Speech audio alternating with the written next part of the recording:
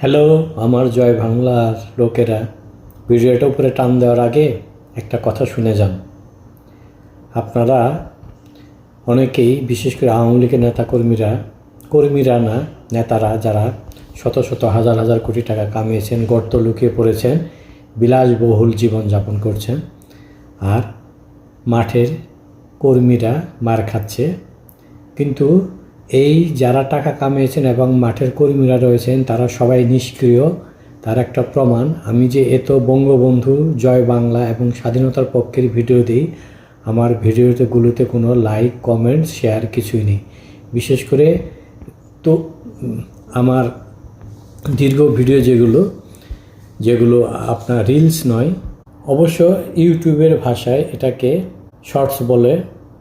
শর্টসগুলো আপনারা দেখলেও কিন্তু আমার ভিডিও দেখেন না, আমার চেহারা দেখেন না। অন্যগুলো যখন আমি দিই তখন দেখেন, আর অন্য লং ভিডিও দিলে তো আপনারা দেখেনি না, লাইক কমেন্টস করেনি না।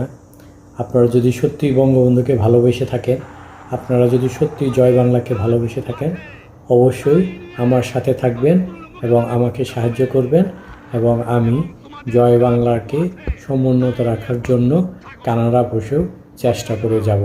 আমি আওয়ামী লীগ বুঝি না, আমি বঙ্গবন্ধু বুঝি, আমি জাতির পিতা বঙ্গবন্ধু শেখ মুজিবুর রহমানকে বুঝি, আমি আমাদের স্বাধীনতাকে বুঝি, আমি আমাদের বাঙালি কৃষ্টি কালচারকে ধরে রাখার চেষ্টা করব।